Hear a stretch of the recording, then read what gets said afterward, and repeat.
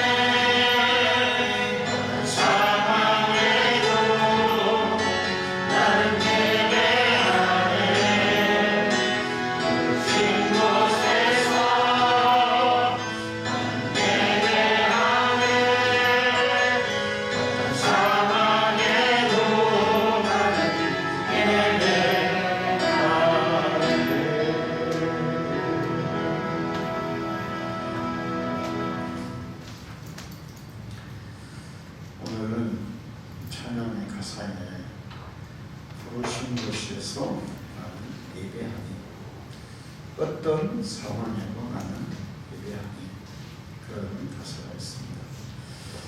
그리스도인들은 하나님께 선택된 사람들인데 이 땅에 사는 동안에 그리스도인들이 힘써 실천해야 될 일들은 여러 가지가 있습니다. 이웃에게 사랑을 전하고 나누는 일, 믿지 않는 자들에게 복음을 전하는 일, 또 우리가 생활 가운데서 모든 사람들에게 본이 되는 삶을 살아가는 일, 여러 가지가 있어요. 그런데 그 중에 가장 중요한 것은 하나님 앞에 예배하는 것입니다. 우리가 교회에 모여서도 예배하지만 우리의 생활 가운데에서도 하나님을 예배해야 돼요. 요즘 코로나 때문에 교회에 모여서 예배하는 것이 계속 금지되는 그런 상황입니다. 교회에서 워낙 확진자가 많이 나오다 보니까 국가에서 그렇게 해도 우리가 할 말은 없어요. 확진자가 안 나왔으면 당당하게 얘기할 수 있는데 교회 중심으로 집단 감염이 계속 늘다 보니까 무슨 얘기를 해도 교회는 할 말이 없어졌습니다.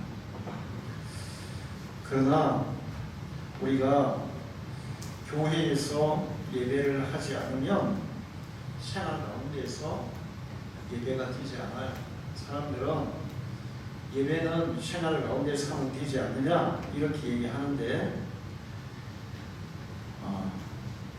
기름 떨어진 차가 기름이 떨어지면 주유소 가서 기름을 넣어야지 기름 안 넣고 아무리 달리고 싶어도 달릴 수 없어요. 우리가 교회에 와서 하나님을 경험하고 하나님의 은혜를 받고 우리의 영적인 기름을 성령의 기름을 충전시키고 그리고 세상에 나가야 우리가 계속해서 예배하는 생활을 할 수가 있어요. 그래서 저는 요즘 이 도대체 코로나도 예방해야 되고 예배도 드려야 되고 두 가지를 어떻게 하면 다 지킬 수 있을까?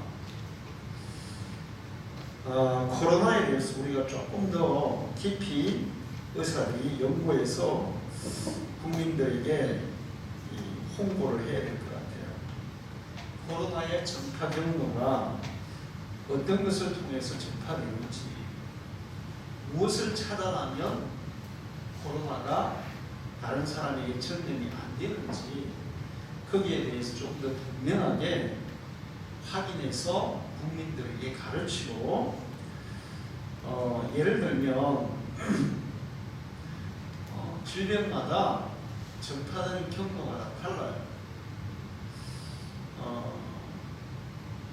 B형 감염 같은 경우에는 혈액을 통해서 주로 전염이 된다고 얘기를 해요. A형 감염은 식사를 같이 해도 전염이 될 수 있어요. 그런데 옆에서 좀 이렇게 떨어져서 이렇게 얘기한다고 해서 전염이 되진 않아요. 식사를 같이 하면 전염이 될 수 있대요.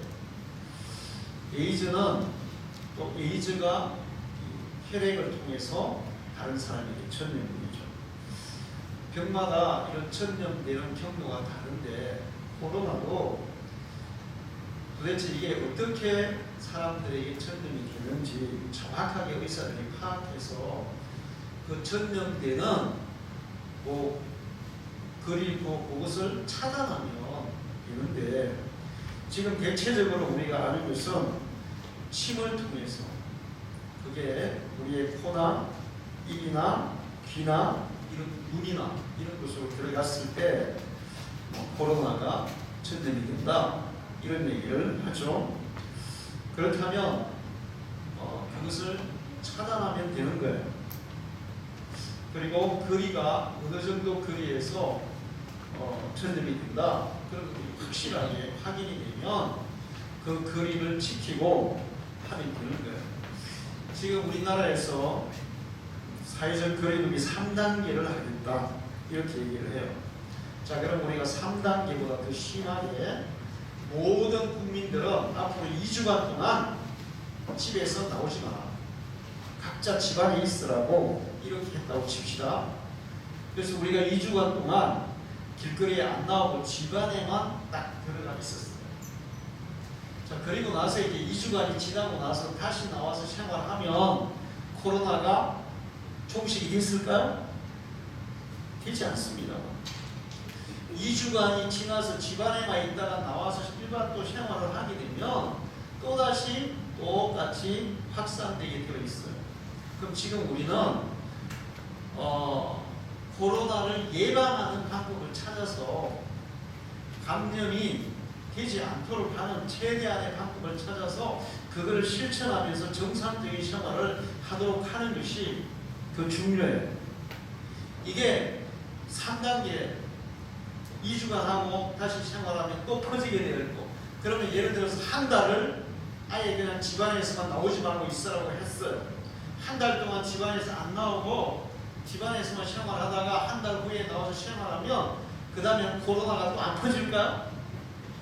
또 퍼지게 되어 있어요. 1년 동안 집안에서만 안 나오고 생활한다 해도 다시 정상적인 생활을 하면 또 퍼지게 되어 있는 거예요. 그럼 어떻게 하겠어요? 퍼질 때마다 집안에 있으라. 그러면 생활이 어떻게 되겠어요? 그러니까 이 코로나를 최대한 예방할 수 있는 방법을 찾아서 그 예방법을 따라서 정상적인 생활을 하도록 하는 것이 제가 볼 때는 최고의 대처 방법인 것 같아요. 그래서 제가 다음 주부터는 우리 교회는 좀 더 강화된 방법을 쓰려고 해요. 지금 마스크 썼죠? 다음 주에 제가 여러분 여기요 아크릴로 칼이 있는 거까지 다 쓰고 이래요. 그거 얼마 안 하더라고요. 그리고 다음 주에는 예배 시간에는 장갑도 다 끼겠습니다. 그러니까 이제 예배 시간에 딱 들어올 때 장갑 끼고 아크릴로 하는 거 딱 쓰고, 그리고 이제 집에 갈 때 벗어놓고 가면 방역해서 소독해서 다음 주 올 때 또 그거 쓰고 하고. 그리고 지금 우리는 거리는 이제 충분한데 거리를 최대한 끼워서 앉고, 그 다음에 마스크는 절대로 예배 시간 외에도 듣지 말고, 그래서 저도 오늘부터는 마스크를 쓰고 지금 설교를 해요. 굉장히 불편하지만 어쩔 수 없어요. 교회에서 확진자가 나오면 하나님의 영광이 가려지고 불신자들에게 전도의 문이 닫혀지기 때문에 우리는 더 철저하게 하는 수밖에 없습니다. 국가에서도 무조건 거리두기 해가지고 사람들을 강제하고 강압하고 그런 방법이 아니라, 그렇게 해도 또 정상적인 생활을 하면 또 확산이 될 텐데, 그러면 그때마다 금지하고 또 했다가 금지하고 그러면 뭐 어떻게 되겠어요? 최대한 전염이 안 되도록 그런 조치를 하고 정상적인 생활을 하도록, 그렇게 해서 생활을 해야 우리가 살아갈 수 있지. 이렇게 3단계 뭐 아니면 그보다 더 강력한 단계를 한다 해도 생활하지 않으면 그때는 괜찮겠지만 생활하면 또 전파되기 때문에 생활하면서 전파를 막는 것을 우리가 찾아야 된다는 거예요. 그래서 우리는 국가에서 지금 요구하는 마스크 쓰고 거리 두고 찬양할 때도 쓰고 이렇게 얘기하는데, 그런 건 다 하는데 그거보다 조금 더 한 단계를 강화해서 다음 주에는 들어오실 때 손소독하고 옷소독까지, 여러분의 옷에 전혀 부작용이 없는 그런 소독용, 우리 지금 상처나무 소독하는 거 있죠? 그런 거 제가 이제 주문을 했어요. 그거 가지고 옷에 뿌려줄 테니까 뿌리시고, 그 다음에 이거 쓰시고 장갑까지 끼시고, 그렇게 해서 국가에서 요구하는 것도 한 단계를 높여서 우리가 예배를 드리려고 합니다. 그렇게 하시면 조금 불편하시더라도 여러분이 그것을 따라주면 좋겠어요. 이제 가을이 되고 있는데 풍성한 이 추수의 계절이 다가오고 있어요. 그런데 올해는 과연 풍성한 추수가 가능할지 의문스럽습니다. 우리 교회에도 과일나무들이 있는데 이 과일들을 따먹을 수 있는 게 없어요. 포도는 벌써 계속 비가 오면서 내가 농작을 한 3번 쳤는데도 아무 소용이 없었어요. 벌레가 다 먹어가지고 단 하나도 안 남아있어요. 벌레들이 그 이상의 날파리 같은 것들이 막 붙어가지고 포도를 다 빨아먹어서 껍데기만 남아있고 아무것도 없어요. 근데 배도 그렇고 사과도 그렇고 감은 또 얼마나 많이 떨어지는지, 열 때는 엄청 많이 열었는데 지금은 나무에 몇 개 안 달려있어요. 그러니까 여름에 계속 비가 오다 보니까 과일들이 이렇게 전부 다 떨어지고 병충해에 지금 손상되고, 가을에 과연 그걸 과일이 얼마나 나올지 모르겠습니다. 근데 과일만 그런 게 아니라 벼도 지금 심각해요. 벼. 우리나라는 벼 농사가 잘 돼야 되는데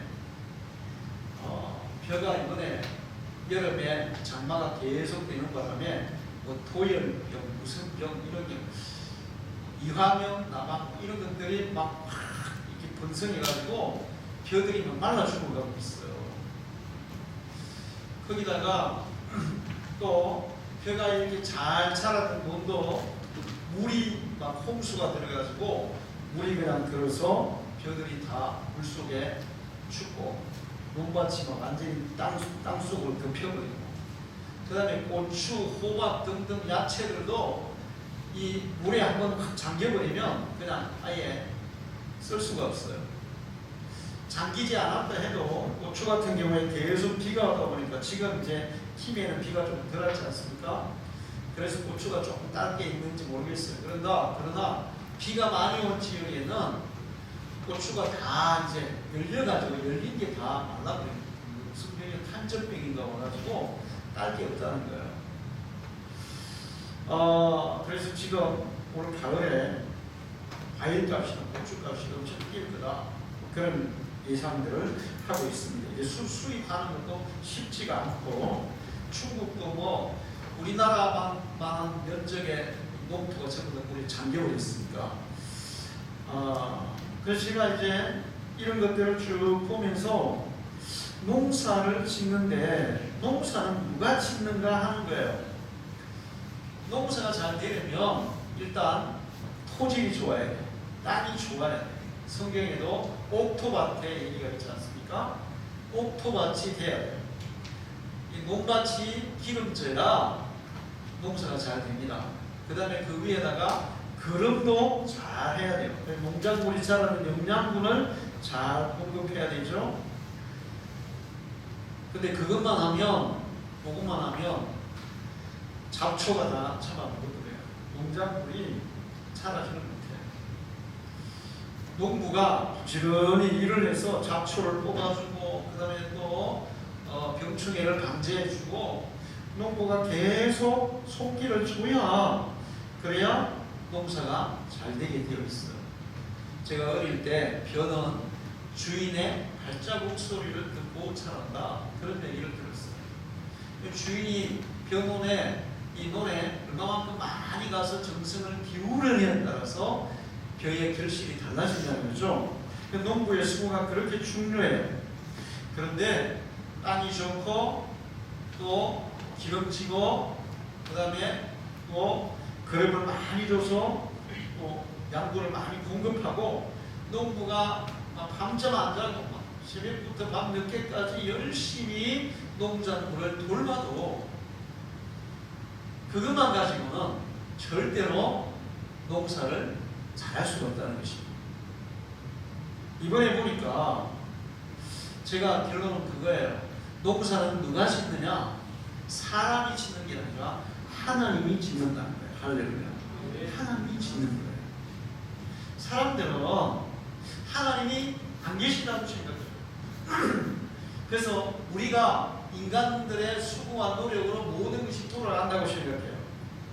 근데 인간들이 아무리 노력하고 수고해도 하나님이 돌봐주지 않으면, 함께하지 않으면 인간의 수고는 다 무용지물이고 헛수고라는 사실을 알아야 됩니다. 하나님이 우주 만물을 창조하셨고 다스리시고 주관하고 있어요.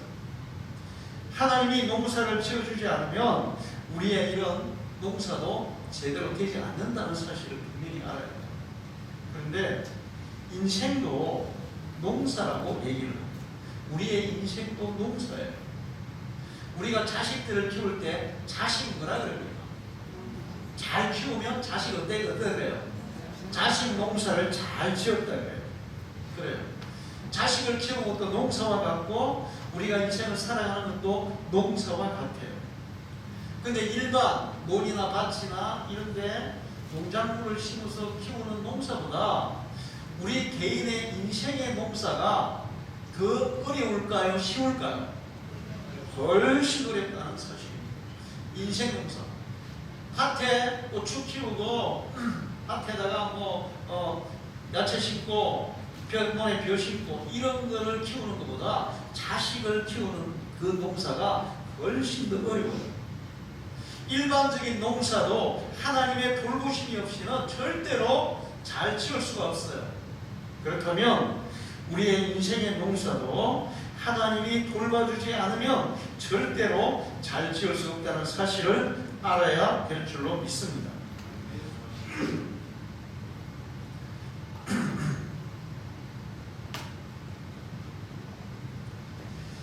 요즘 지구상에 이 지구 전체에 엄청난 재난과 천재지변이 지금 정신없이 일어나고 있어요. 코로나로 인한 전염병도 문제지만 어제도 보니까 미국에 허리케인이 불어가지고 완전히 초토화되었더라고요. 미국은 허리케인에다가 토네이도에다가 우리나라에 없는 바람이 또 있어요. 토네이도라고. 겨울이 바람이죠. 그게 확 지나가 버리면 그냥 집이고 트레일러가 하늘로 날아다니고. 이번에 미국에 그 허리케인, 우리나라 태풍과 같은 거죠. 불어가지고 막 이게 트럭이 막 옆으로 넘어지고 차들이 날아가고. 이게 전 세계적으로 지금 천재지변 그런 재해들이 막 엄청나게 많이 일어나고 있어요. 근데 사람들이 이렇게 얘기합니다. 야, 하나님이 계시면 왜 코로나가 지금 이렇게 창궐을 하고 왜 이렇게 막 천재지변이 많이 일어나고 이렇게 살기가 힘들어지나 이런 얘기를 해요. 그런데 우리는 반대로 알아요. 하나님이 계시기 때문에 그렇다는 거예요. 할렐루야. 하나님이 계시기 때문에 그래요. 하나님께서 이 모든 만물을 주관하고 계세요. 그러면 왜 지금 그런 현상들이 심하게 지금 막 복합적으로 일어나고 있느냐? 여러분이 생각해 보세요. 지금 세상 사람들이 진짜 하나님이 보시기에 이 정상적으로 살아가는 것 같아요? 비정상적으로 살아가는 것 같아요? 비정상이에요. 사람들의 생각이 정상적인 사람들을 찾아보기가 어려워요. 인간의 욕심, 이기심, 악한 그런 마음들이 사람들과 사람들끼리 싸우고 죽이고 뿐만 아니라 하나님이 만든 창조물들을 다 파괴하고 있습니다. 결과적으로 그런 인간의 파괴 행위, 인간의 악한 행위들이 그게 부메랑이 돼서 인간에게 돌아오고 있는데 하나님은 어떤 사람이 그러더라고요. 하나님이 사랑의 하나님인데 왜 세상에 이렇게 고통을 주느냐고. 하나님이 사랑의 하나님은 맞아요. 그런데 하나님은 공의의 하나님이시기도 해요. 하나님은 저희들을 용서하고 사랑하고 기다려주지만 끝까지 하나님을 거역하고 하나님을 대적하고 범죄하고 하나님의 뜻대로 살지 않으면 심판도 하시는 하나님이신 것을 알아야 될 줄로 믿습니다. 제가 어제 어떤 장로님하고 통화를 했는데 그 장로님이 그런 얘기를 하더라고요. 왜 하나님은 나쁜 인간들을 빨리 벌을 안 주시고 힘들게 하시냐고. 자, 이 교회에 문제가 생겼어요. 근데 막 고소 고발이 돼가지고 이제 재판을 해야 되는데 저는 가능하면 재판 안 하고 파일을 시키려고 제가 막 진짜 애를 많이 쓰는데 쉽지가 않아요. 근데 이게 이제 이 문제를 일으킨 사람이 있어요. 그 문제를 일으켰다고 이게 막 지적을 했어요. 지적하는데 이게 좀 과도한 거예요.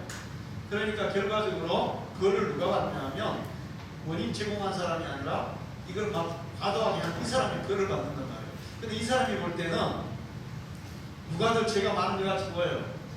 원인 제공한 사람이 더 죄가 많은 것 같이 보이죠. 그런데 보니까 이 사람은 아무 벌도 안 받는 거야. 그래서 하나님 왜 죄인들을 빨리 심판 안 하시냐고 저에게 그렇게 얘기하더라고요. 자, 그런데 여러분 보세요. 여러분이 잘못을 저질렀어요. 지금 예를 들어서 어떤 잘못을 저질렀어요. 잘못을 저질렀다고 하나님이 여러분을 바로 심판해버리면 회개할 기회가 있어요, 없어요? 없어요. 하나님이 잘못한 사람들을 왜 바로 벌을 안 내리고 내버려 두느냐? 성경은 뭐라고 얘기하고 있죠? 하나님이 회개할 기회를 주기 위해서 기다리고 계신다는 거예요. 할렐루야.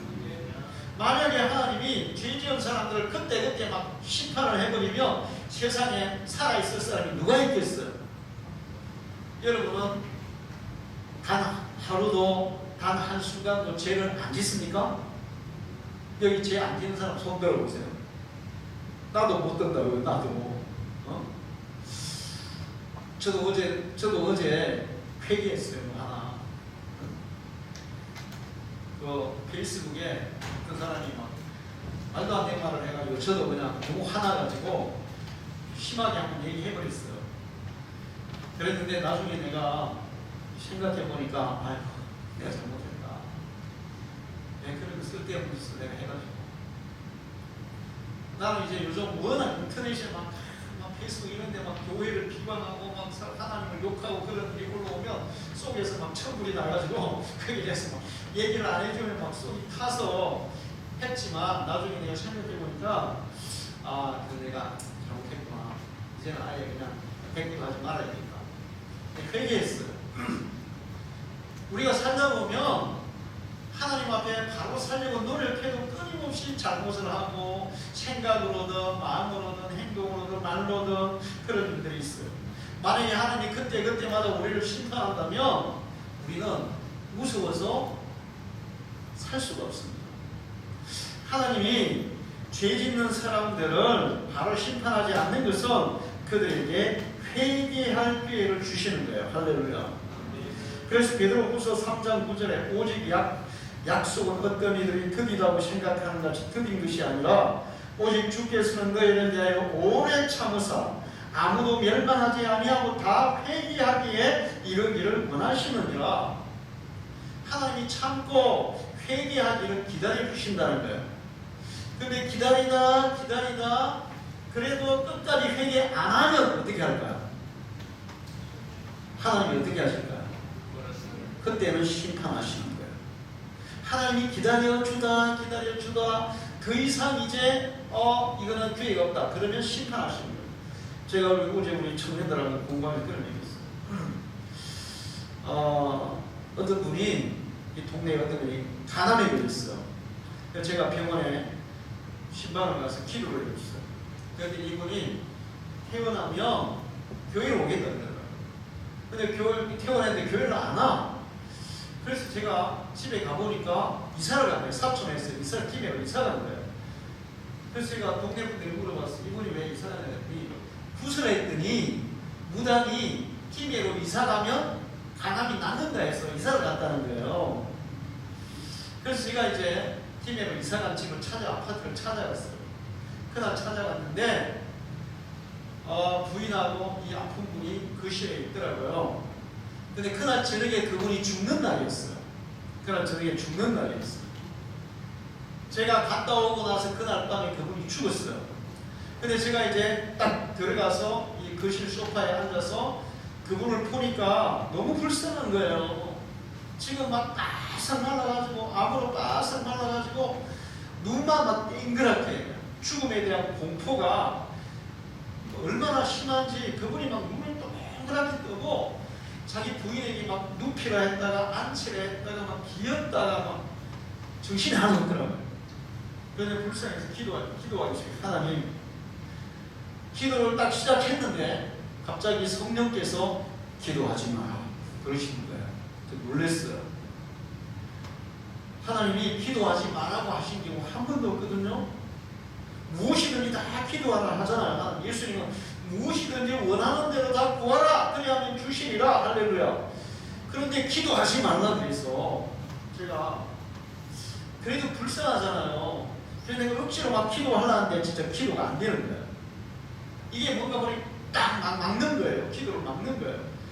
그래서 제가 기도를 못하고 이렇게 쳐다봤어요. 한 시간 정도 이렇게 같이 쳐다보는데 이분이 부인에게 이 정신이 가물가물하니까 누우라 했다가 앉히라 했다가 막 기었다가 막 그러니까 이제 깜빡깜빡 하는 거예요. 이제 곧 죽는 거예요. 이제 죽음이 얼마나 두려운지 막. 근데 그 부인도 너무 힘들고 쳐다보는 도 너무 배웠어요. 그래서 다시 기도하는 거였어요. 하나님, 나 이 영혼을 위해서 기도해야 되겠구나. 하나님, 왜 기도하지 말라고 하세요? 그랬더니 때가 지나갔느니라. 때가 지나갔느니라. 이제는 기도해도 소용없다는 거예요. 때가 지났다는 거예요. 자, 하나님께서 죄인들이 잘못하면 바로 심판 안 하는데 기다리고 주는데 끝까지 때가 지나갈 때 하나님이 작정한 때가 지나갈 때까지 회개하지 않으면 그때는 어떻게 하신다? 심판하세요. 그래서 지금 사람들이 뭐 코로나, 자연재해 이런 것들이 왜 사람이 하나님을 그렇게 한다고 얘기하냐? 코로나가 과연 하나님의 심판이냐? 그런 얘기하는데 코로나가 하나님의 심판일 수 있습니다. 자연재해가 하나님의 심판일 수 있습니다. 이것들을 통해서 하나님이 우리에게 경고하시고 회개하라고 요구하시고 있다는 사실을 우리는 기억해야 돼요. 할렐루야. 하나님은 노아 시대 때 땅에 재앙이 가득 찰 때 물로 세상을 심판하셨어요. 심판할 때 하나님이 어린애라고 봐줬을까요? 안 봐줬을까요? 어린애라고 봐주잖아요. 심판이 시작되면 어린애라고, 노인이라고, 장애자라고, 좀 착한 사람이라고 봐주지 않습니다. 지금 코로나가 교회에 엄청나게 걸려요. 하나님이 심판할 때 교회라고 봐주지 않아요. 예수님이 재림하십니다. 반드시 오십니다.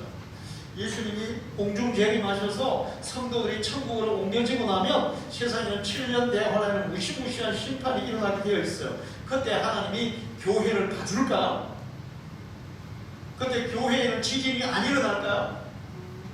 그때에는 해일이 일어나서 교회는 안 겹칠까요?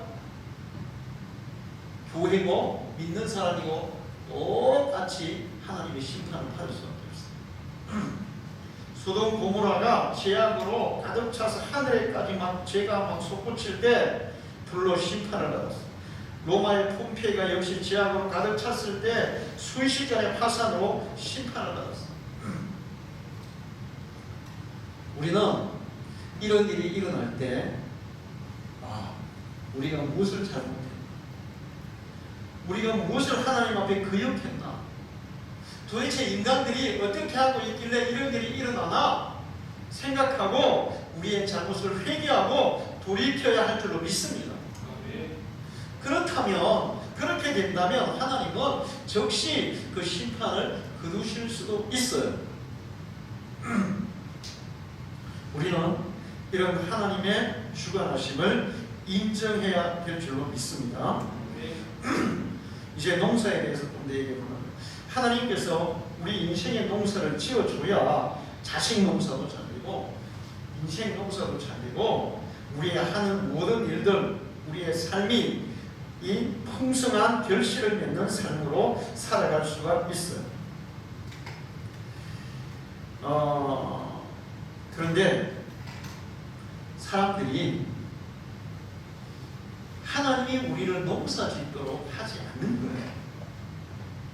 그냥 자기가 자기 마음대로 다 하는 거예요. 간혹 보면 아이들이 엄마하고 이렇게 뭘 하려고 그래요. 근데 어떤 아이들은 보면 싫어 내가 다 할 거야 막 그러면서 막 지가 다 한다 그래. 예를 들어 엄마하고 같이 그림을 그린다고 쳐봐요. 그림을 그리는데 엄마가 좀 도와주면 그림 작품이 좀 더 예쁘게 나오겠어요? 안 나오겠어요? 그 예쁘게 나올 수 있어요. 그러면서 이제 그림 그리는 것도 어떻게 그리는지 배우게 될 거 아니에요. 예를 들어 엄마가 그림 미술 선생이라고 쳐봐요. 그러면 자기 자녀가 예를 들어 5살짜리 자녀가 같이 그림을 그린다. 그런데 엄마가 아이가 이렇게 뭐 이렇게 연필로 이렇게 그릴 때 그거는 이런 식으로 그리는 게 좋은 거야. 또 색칠을 하는데 그래파스를 이렇게 쓰는 게 더 색깔이 잘 나오는 거야. 이렇게 가르치면서 같이 그리면 작품이 더 좋겠어요? 안 좋겠어요? 좋아요. 근데 어떤 애들은 우리 애들은 싫어 내가 다른 거야 엄마 싫어 그러면서 막 엄마 하지마 내가 다른 거야 그러면서 지 혼자 막 해요. 작품이 어떻게 될까요? 엉망이 되는 거예요. 작품이 안 나와요. 총이만 배워요. 총이만. 인생이 그런 거예요. 하나님은 최고의 화가, 최고의 감독, 뭐 최고의 농부예요.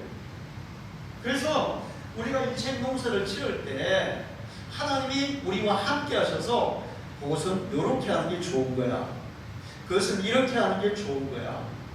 그러니까 하나님의 지도를 받으면서 하나님의 간섭을 받으면서 살아갈 때 우리가 훨씬 더 좋은 작품을 남기는 인생을 살 줄로 믿습니다. 그래서 사람들은 그렇게 안 해요. 하나님 필요 없어. 나는 내 인생은 내 것이고 내 마음대로 할 거야. 그러면서 막 자기 마음대로 살아요. 그러다 보니까 인생이 엉망이 되고 마는 거예요. 어떤 사람은 그래요. 하나님 없이 살아도 잘 먹고 잘 사는 사람도 있는데요.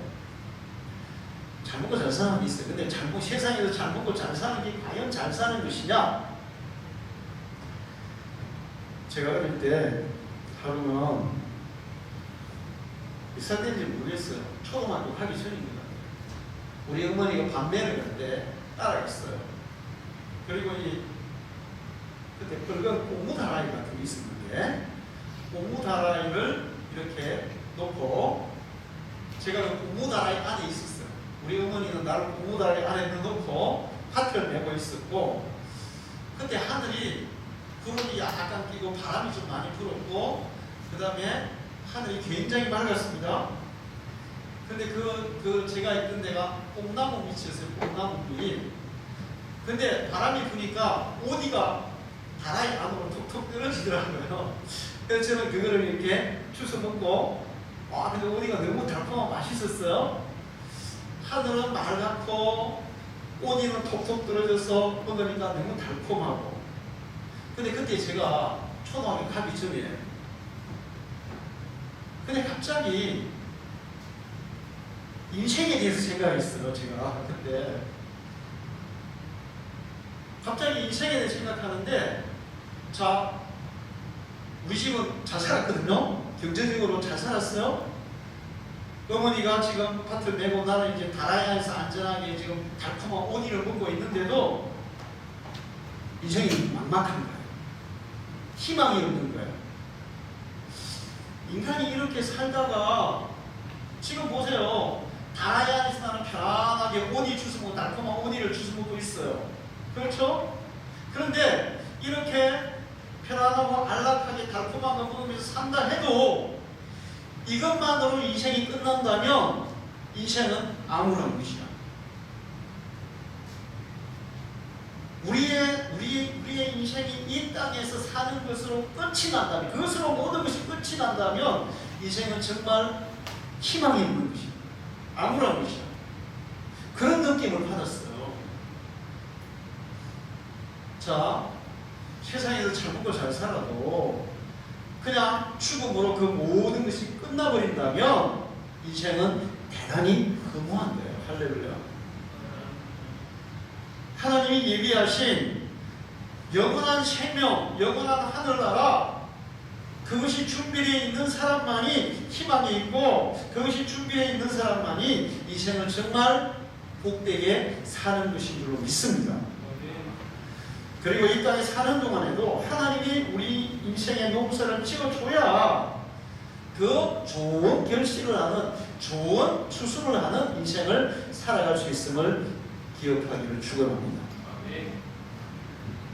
내가 내 인생을 내 마음대로 하려고 하지 말고 나보다 더 능력 많으신, 나보다 더 지혜로우신, 나를 우리 부모님보다 더 사랑하시는, 그래서 내 인생을 최고의 인생으로 가꾸기를 원하시는 그분이 내 인생에 개입해서 그분이 나와 함께 내 인생을 농사짓도록, 나와 함께 내 인생을 그림을 그려가도록 하는 그 사람이 훨씬 더 좋은 인생의 농사를 짓는다는 사실을 기억하기를 축원합니다. 자, 그러면 오늘 이런 성경의 하나님은 나는 참 포도나무요 내 아버지는 농부라, 하나님이 농부라고 말씀하셨어요. 신명기 28장 12절에 여호와께서 너를 위하여 하늘의 아름다운 복을 이루시사 내 땅에 때를 따라 비를 내리시고 내 손으로 하는 모든 일에 복을 주시리니 내가 많은 민족에 꾸어질지라 너는 꾸이지 아니할 것이요. 하나님이 농부시고 우리 인생의 농사를 지어가시는 그런 분이라고 성경은 가르쳐주고 있어요. 하나님이 우리 인생의 농사를 친히 돌보시고 가꾸시고 기르시게 할 때 우리 인생의 농사가 잘 된다는 것입니다. 시편 100편 3절에 여호와가 우리 하나님이신 줄 너희는 알지어다. 그는 우리를 지으시니요 우리는 그의 것이니 그의 백성이요 그의 기르시는 양이로다. 우리는 하나님이 기르는 양이고 하나님의 기르는 씨앗이고 그렇다는 거예요. 하나님은 목자시고 우주 만물의 주인이시고 우리는 하나님이 기르시는 곡식이라는 것입니다. 그의 백성이다.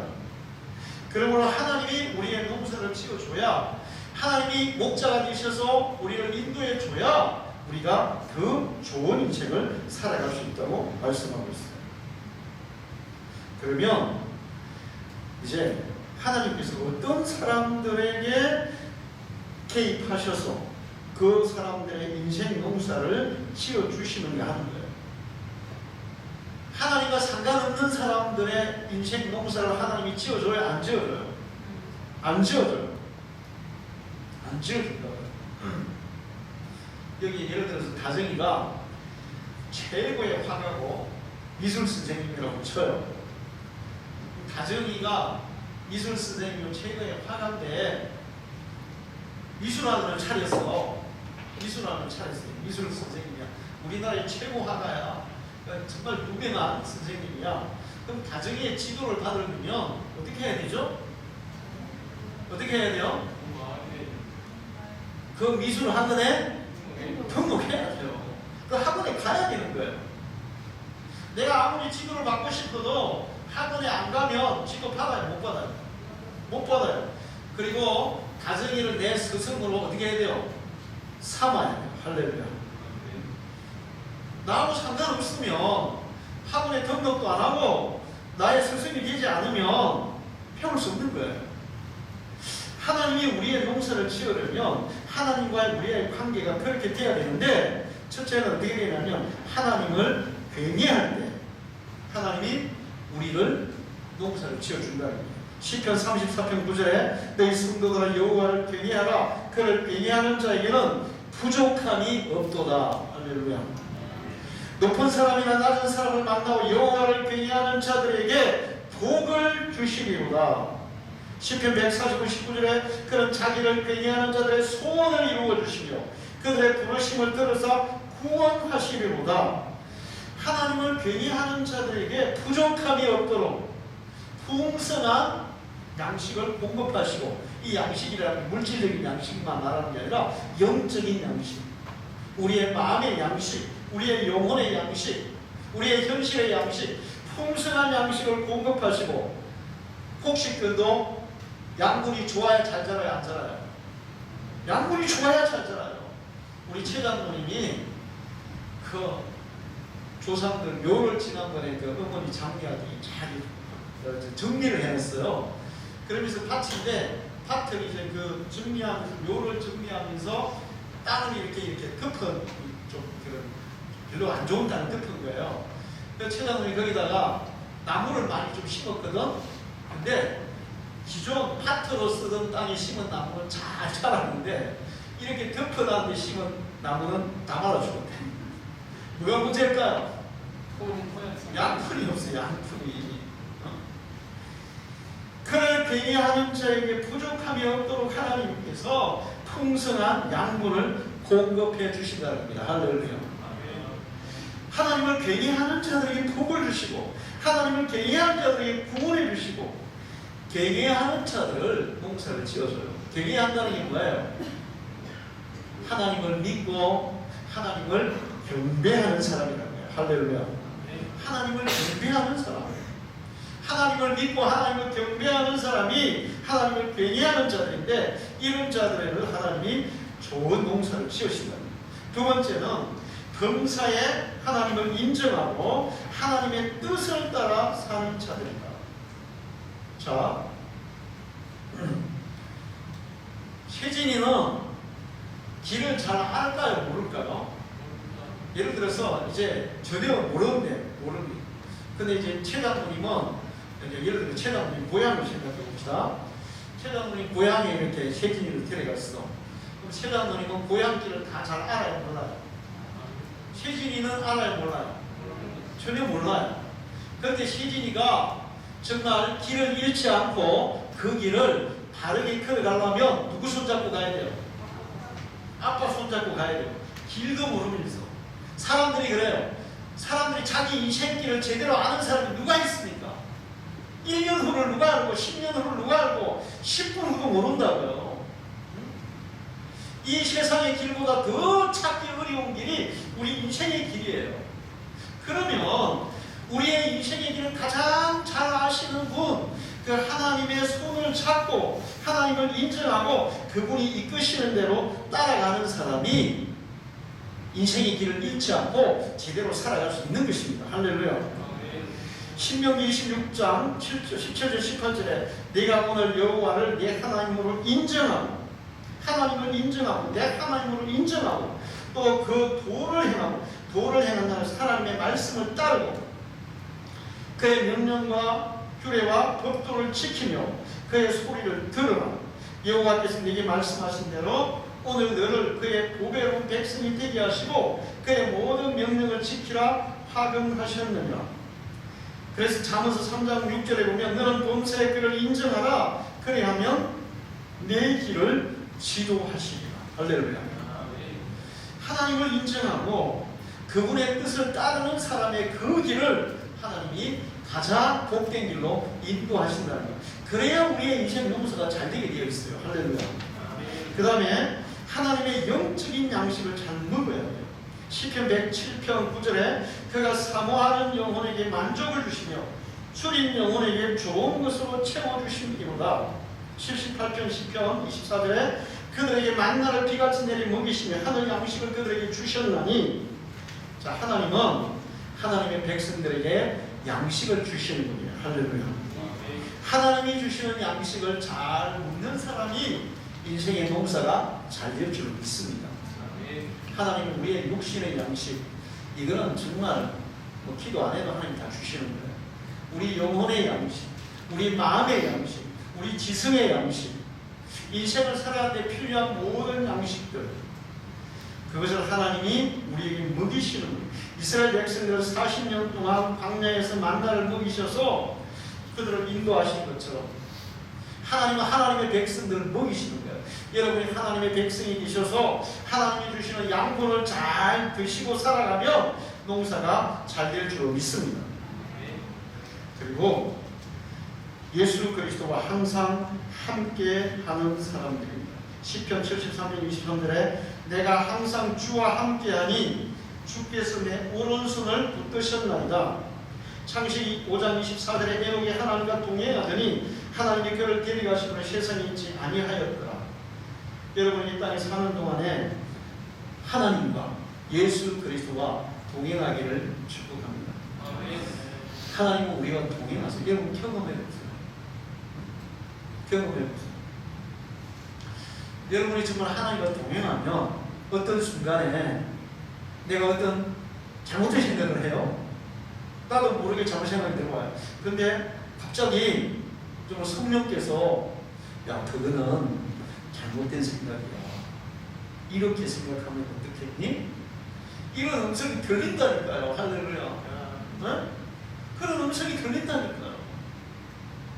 그리고 기도하다 보면 예를 들어서 내가 이 길을 갈라 그래. 이 길을 갈라 그래. 근데 내가 무조건 그냥 결정하려고 하나님 제가 이 길을 지금 갈라 하는데 이 길을 가는 게 맞습니까? 하나님의 뜻은 다른 곳에 있습니까? 기도해 보세요. 그러면 하나님께서 아니야. 이 길이 아니야. 이 길이야. 이렇게 우리가 가야 할 분명한 길을 가르쳐 주실 줄로 믿습니다. 저희는 여기 사촌에 올 때도 기도했고 하나님 여기 가라 했고 우리가 교회를 김해 시내로 옮기려고 2번 시도했었어요. 40일 작정 기도했어요. 마지막 날 하나님께서 나하고 우리 집사람이 똑같이 음성을 들려줬어요. 주셨어요. 똑같이. 만약에 하나님께서 나한테는 이렇게 얘기하고 일처럼 이렇게 얘기했으면 이건 하나님의 음성이 아니야. 근데 너희가 가지 않아도 갈 사람이 많아. 할렐루야. 거기는 갈 사람이 많아. 우리가 안 가요. 여기는 올 사람이 있어요, 없어요? 이 사람이 없어요. 여기도 복음이 필요해요, 안 해요? 여기도 교회가 필요해요, 안 해요? 그럼 필요하긴 한데 올 사람이 없어. 그러니까 내가 있어야 되는 거고, 거기는 내가 안 가도 갈 사람이 많으니까 안 가도 된다는 거야. 우리 포기했죠. 여러분이 살아가시면서 주님과 동행하면 주님의 여러분의 길을 가르치시고, 여러분의 감정을 다스리시고, 여러분의 생각을 이끄시고, 여러분이 가야 할 길을 보이시고, 또 내가 어떻게 생각하고 살아가는 것이 가장 다른 것인지 다 그때 보여주실 줄 믿습니다. 예수님은 그냥 막연하게 생각하지 마세요. 주님은 우리와 함께 동행하는 분이에요. 할렐루야. 그리고 마지막 히브리서 4장 16절에 그러므로 우리는 긍휼하심을 받고 때를 따라 돕는 은혜를 얻기 위하여 은혜의 보좌 앞에 담대히 나아가는 것입니다. 하나님의 보좌 앞으로 날마다 가까이 나아가기를 축원합니다. 여러분이 집에서도 하나님의 보좌 앞에 나아갈 수 있어요. 어떻게 하면 돼요? 마음을 주님을 향하면 돼요. 주님을 향하고 어떤 상황이든 어떤 문제든지 주님, 여기에 대해서 주님은 어떤 마음이십니까? 주님, 내가 지금 이렇게 하려고 하고 싶은데 하나님 이것이 과연 당신의 뜻입니까? 또 내가 이 일을 하고 싶은데 이게 당신의 뜻입니까? 하나님이 원하시는 것은 뭡니까? 그러면서 하나님 앞에 자기 마음을 내어놓고 하나님 앞에 기도하는 것은 곧 주님 앞으로 보좌 앞으로 나아가는 것인 줄로 믿습니다. 할렐루야. 자, 여러분이 그렇게 날마다 하나님 앞에 나아가시면 축원합니다. 이렇게 하면 여러분의 인생 농사는 풍성한 결실이 맺는, 정말 여러분의 인생이 다 마치는 날이 많은 날이에요. 추수하는 날이에요. 추수하는 날.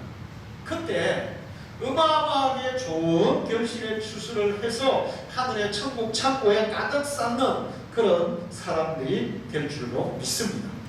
여러분이 그렇게 되기를 축원합니다. 기도하겠습니다. 하나님 아버지 감사합니다. 오늘도 거룩한 승리를 그 앞에서 예배하게 하시고 귀한 말씀을 주시니 감사합니다. 하나님은 우리 인생에 농사를 짓는 농부십니다. 우리가 스스로 농사를 지으려고 하면 실패할 수밖에 없습니다. 하나님의 도우심을 받아야 세상 농사도 잘 되고 우리의 농사, 인생의 농사도 제대로 되는 줄로 믿습니다. 우리 방중의 모든 성도들이 하나님이 농사 짓게 하는 그런 믿음의 사람들이 되게 해주옵소서. 이 땅에 사는 동안 정말 인생을 마칠 때에 풍성한 결실을 거두는 자들이 되게 해주옵소서. 하나님이 우리의 농사를 짓게 하기 위한 방법을 배웠습니다.